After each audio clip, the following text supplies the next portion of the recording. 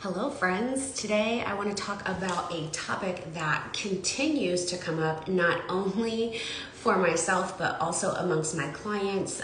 Since I've shared that I've been using my new walking pad quite a bit, I've gotten a lot of questions about why I feel the need to walk while I'm working.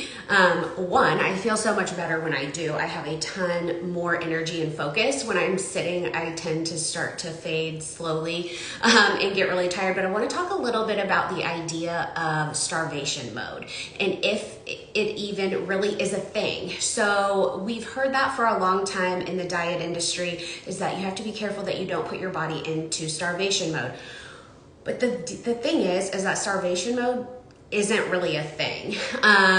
You're not going to drop your calories so low that your body just all of a sudden totally halts. That's not exactly what happens. So I think it's important to dig a little bit deeper on this concept. So while starvation mode is not really a thing, metabolic adaptation is. So what that means is your metabolism will eventually adapt to the new environment that you put it in. So when we talk about environment, what do we mean? We mean the amount of food that you're feeding it, the amount of daily activity that you're doing, the types of food that you're feeding it, and then the amount of exercise that you're doing on a daily basis. So I want you to think of your metabolism kind of like a thermostat.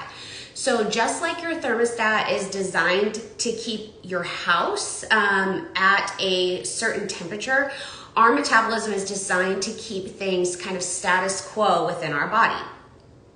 So when our metabolism senses outside stressors, such as exercise is a stressor, or a caloric restriction, being in a calorie deficit, that is also a stressor on the body. It goes into survival mode, meaning that thermostat kicks on and goes, okay, how do I keep everything status quo? Our metabolisms begin to preserve energy by way of less daily movement.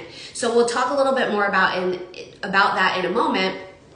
The thing is with this is it really happens subconsciously, which is why you see me post and share a lot about getting in 10,000 steps a day on top of my planned exercise. And this is part of that reason why. So how does this work? Our body begins to ask the question, how can I preserve as much energy as possible, which translates into burning less calories throughout the day. So let's talk about how that happens. We have a bucket, and it is made up of our total daily energy expenditure.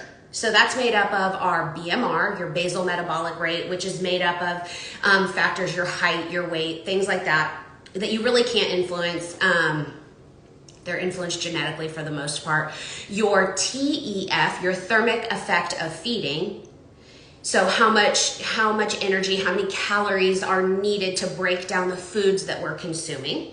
It's part of the reason that you also see me talk about having a high protein diet, because protein has a high thermic effect. So it requires more energy or calories to break it down. In this bucket of the TDEE, we also have our EAT, our exercise activity thermogenesis, so what we burn during planned exercise, and then our NEAT, our non-exercise activity thermogenesis. So this is where it's the NEAT category that we see a lot of these adaptations occur when we're in a caloric deficit. So studies show that the very first thing to drop is your daily step count. Your energy can start to feel a little bit on the lower side. So what do? Subconsciously, we begin to move a little bit less. We do less fidgeting, less facial expressions. So you don't even realize, especially with the fidgeting and the facial expressions, that it even happens. You see me gesturing when I talk. That's just kind of how I talk. That's how I express. But our bodies will begin to start to preserve energy by doing that less. We also become more inclined to sit versus stand. So all of these things that we don't really realize are happening. Our body does this on autopilot as a survival mechanism. So what can we do? This concept is a big part of the equation of the battle when in a fat loss or dieting phase. So this is why it is so important to maintain a high step count or a high amount of daily movement or activity, not only when you're in a dieting phase, but also when you're in a maintenance phase, because the fact of the matter is whatever you do to lose the weight, you're going to have to continue to do to keep it off. And that's a topic for another video. But what I really mean by that is doing things like eating a high protein diet, prioritizing strength training, having that high level of daily activity and movement, things like that. The only difference being that you're not in a caloric deficit when you're in maintenance. But if you go into a dieting phase and you do all these you adopt all these new behaviors, and then you go into maintenance and you no longer do them, chances are you're going to, over time, slowly see that weight creep back on. So that's why it's so important that whatever changes you're making, whatever you're doing for your weight loss efforts, you're doing it in a way that it is sustainable. They are actions that you can continue and carry forward with you, regardless of if you're in a caloric deficit or not. So the reason that I bring this up is because a lot of my clients will say, well, I'm working out, or potential clients, I get this, I see this in a lot of Facebook groups, I get this a lot when I get my intake forms. I'm getting a lot of intake forms right now for the August session, the Empowered Method, and they say things like, I work out every single day and I eat healthy, but I'm not seeing results. And part of that is because for the rest of the day, many people are sedentary. I was very guilty of this, and I noticed myself starting to kind of slip into that in the last couple of months as I was busier with work and things like that. I had to find a way to more strategically get my steps in, and frankly, getting up any earlier than I already was just wasn't gonna work.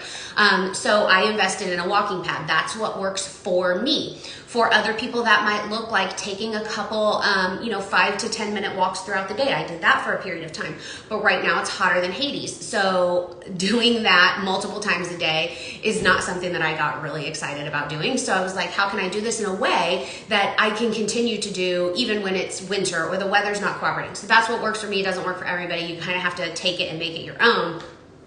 Things you can do to continue having that high level of daily activity are things like parking further away from the store, just kind of as a rule of thumb. You just start to identify as the person, like that's just what you do. You always park at the back of the parking lot. You take the stairs versus the elevator or the escalator. You stand versus sit when you're working or whatever. Because that's going to keep that, that's going to help you keep that NEAT, that non-exercise activity thermogenesis high. So I want you to think of your metabolism like this as well. So if you go into a dieting phase, and let's say that you have your calories set, I'm just going to use an arbitrary number, at 1,400 calories, you're trucking along, you're seeing progress, you're losing weight at 1,400 calories, and then all of a sudden it no longer works. So you're doing the things, right? It has been working in the past, it's no longer working. That's because your metabolism has adapted, right, to this new status quo that you have set. You now have created a 1,400 calorie metabolism, meaning your body has compensated in other areas, and now you're no longer in a deficit. That's why it is incredibly important that when you go into a dieting phase, you are not slashing calories bare bones, because when that 1,400 calories no longer works and you're not yet at your goal, where do we go from here? Where do we go from here? Well, you got to slash calories further. And I don't know about you, but I have no desire to eat at 1,200 calories a day. I would be absolutely miserable. I am absolutely miserable.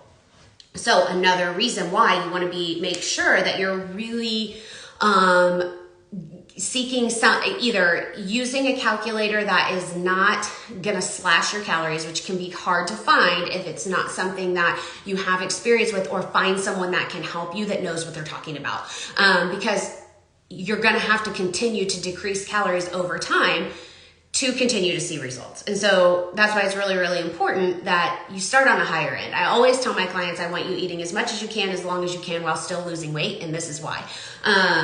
It just works better overall. Now, if I could get everybody on board with the idea that it really should be more of a phased approach, that would be ideal, meaning you go into a fat loss phase for a period of, 6 to 8 weeks. And then you reverse up to maintenance. You stay up at maintenance. So reversing up usually takes somewhere between, 3 and 4 weeks for most people. And then once you get up to that point, now you're at maintenance, meaning you're not gaining weight and you're not losing weight. So now we know where your true maintenance is based on your current metabolic rate. That's going to be the best way to determine what that is slowly doing a reverse diet. And then you stay there for a period of time that is at least as long as what your dieting phase was. So 6 to 8 weeks at a minimum, you stay there. Now we know what your maintenance is, so we can put you into a deficit much easier, because before we were using factors, a calculator, lifestyle factors, experience, things like that to make that determination. But now we know, now we have concrete data to say, okay, 1975 is your maintenance number. Now you want to go into a deficit. Well, we're going to take you into a very, moderate deficit. We're going to reduce by 200 calories, for example, to start. And so that's a much more comfortable place to diet. It allows people to be more compliant. However, just hearing me talk about this, you can start to understand that this makes the process incredibly long. But the process for most people is incredibly long anyway, because they're unable to stay compliant at these bare bones calories, where they're in this state of restriction. Not only do they feel restricted from a caloric perspective in the types of foods that they're eating, but mentally they feel restricted because they're constantly thinking about restricting. So it ends up taking them as long anyway. So if you can start to think about doing it more of a phased approach in the long range, not only does it help keep your metabolic rate elevated and higher, but you can eat more calories when you're in a dieting phase, and it makes it much easier. So I wanted to bust the myth a little bit about the starvation mode. I think that is a term. I've even used the term before when helping my clients set their calories. It's just a term that we start to toss around, but that's really not what is happening. But it is, our body is essentially going into survival mode. It's turning on those survival mechanisms, because at the end of the day, humans, we were created to survive, right? Survive whatever elements were thrown our way, whether you're running from a saber-toothed tiger or like hunting and gathering or whatever. Those aren't so much our way of life these days, but that is what our bodies and brains are designed to do. So I think it's an interesting concept. There are so many factors to it, but I think the most underrated factor is getting in those 10,000 steps a day in addition to whatever your workout is. Now, I do get this question a lot, so I want to go ahead and answer it.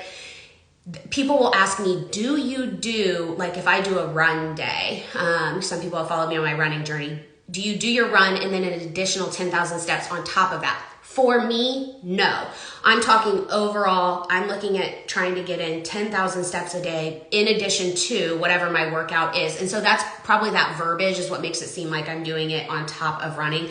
I just mean I am focusing on steps outside of just strictly focusing on exercise. So hopefully that makes sense. Like if I go for a run and I run 7,000 steps, I don't then try to get 17,000 for the day. I just still try to get to that 10,000 number. For me, it takes a lot of intention. I have to put effort behind it or it just won't happen. Even with chasing 2 young kids around, it's not going to happen. If I don't put intention behind it, I have to carve out time specifically for it. And for me, it's doing it throughout the day versus getting up earlier. I tried for a long time getting up earlier, getting the steps in prior to my workout. I just couldn't get it done. I just couldn't do it. I need a really long runway in the morning to get going. People that are in my daily life will tell you, like it takes me a hot minute. So hopefully you learned something from this video. If any of this is speaking to you and you're looking to go into a dieting phase and you want to do it in a way that is sustainable from a lifestyle perspective, shoot me a DM. Let's talk about the August 15th session of the Empowered Method. I'm currently running a promotion for $100 off. It's going to end next Friday. So shoot me a DM. Let's talk about it. It's linked in my bio if you don't want to talk to me. I promise I'm not like a hard salesperson. I'm just here to tell you how I can help you, and then you make the decision of whether you need my help or not.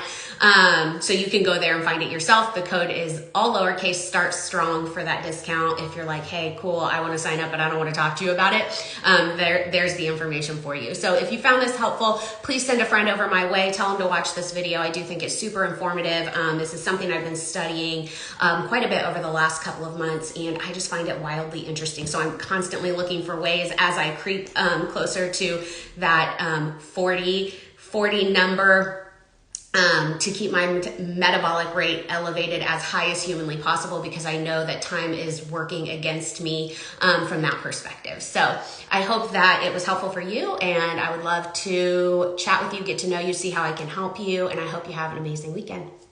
Bye.